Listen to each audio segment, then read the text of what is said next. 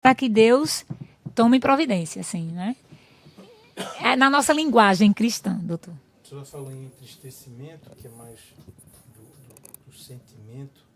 Em termos de projeto político, a senhora ouve alguma, ou tem ouvido até aqui alguma? Não, isso é um projeto político, uma corrente política, um movimento político. Candidaturas, eu li aqui que tem um projeto de cidadania. Sim. A senhora conhece esse projeto? Conheço. Em que consiste, rapidamente, é só outra pergunta que eu tinha a fazer. Rapidamente, consiste em... houve uma época que foi preciso ter, diante das representatividades que se levantaram, né, no meio político. Então, era representatividade defendendo determinadas liberações no âmbito social que infringia o rito da igreja, o costume da igreja. Citando um exemplo, por exemplo, o casamento homossexual, certo? Nós respeitamos os homossexuais, mas nós temos costumes que respeitam o cunho bíblico, certo?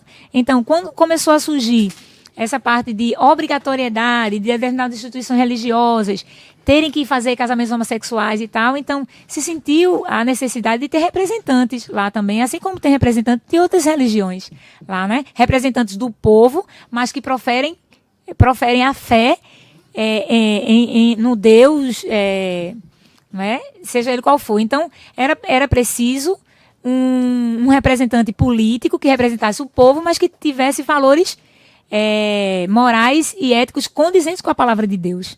Né? Para ter uma voz lá no Congresso, para ter uma voz, seja em que esfera seja municipal, estadual ou federal. Então, daí que surgiu a necessidade de se ter um representante, por conta das prerrogativas de leis que iriam ferir os nossos costumes bíblicos, entende? Então, foi nesse patamar aí que eu tenho conhecimento do surgimento do projeto Cidadania. E a senhora soube se os senhores Geovânio e Sivaldo tomaram parte desse movimento, foram candidatos ou quiseram ser e não conseguiram? Não tenho conhecimento. Resumidamente, se nessa motivação, né, o doutor Juiz já perguntou mais de uma vez, qual a razão dessa ação, dessa insistência em veicular esses fatos supostamente, vamos dizer, agressivos da reputação da igreja? Tem uma conotação política? Tem a ver com esse projeto de cidadania ou com a política no sentido mais amplo? Não?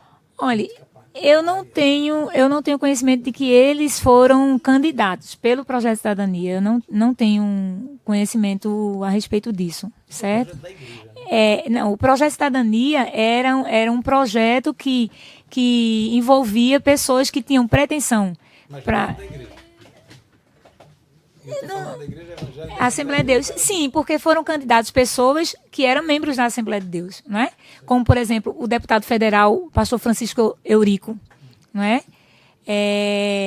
Então, vinculados com a visão moral e ética condizente com os nossos costumes, que é a Bíblia Sagrada, certo?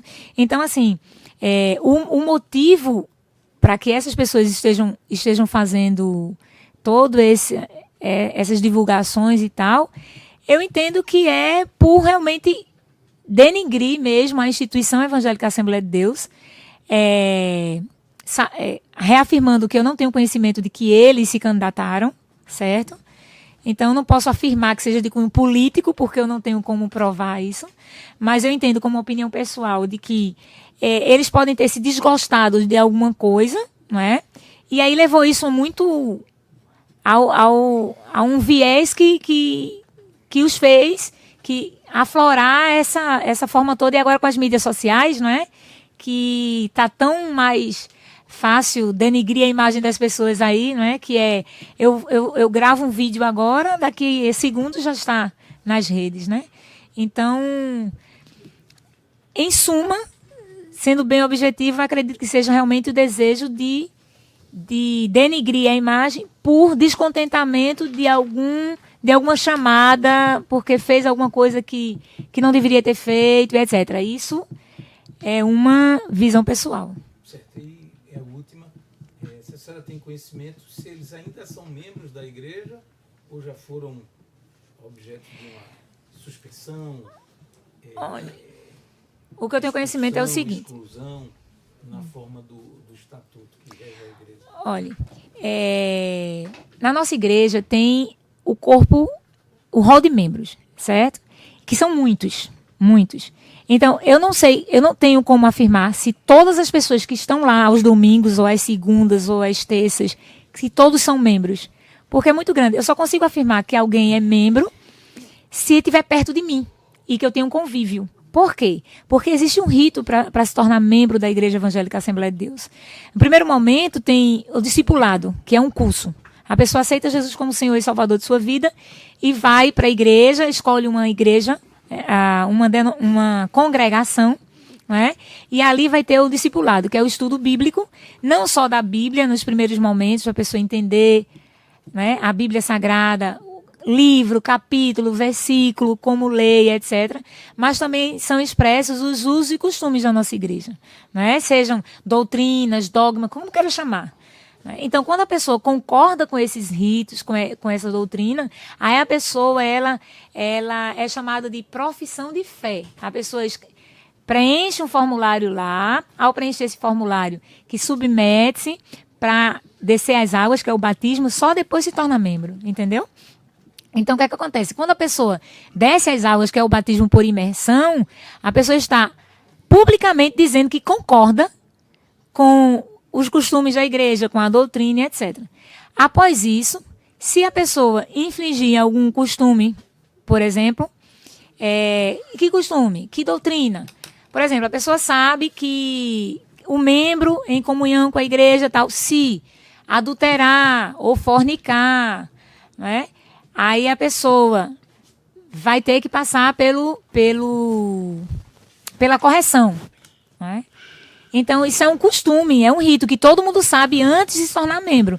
Então, como são muitas pessoas, eu não sei se todas são membros ou não. Da mesma forma que eu não sei quem está vinculado ou não, porque ter a carteirinha não significa que você está em comunhão. A senhora não sabe se o senhor Giovanni se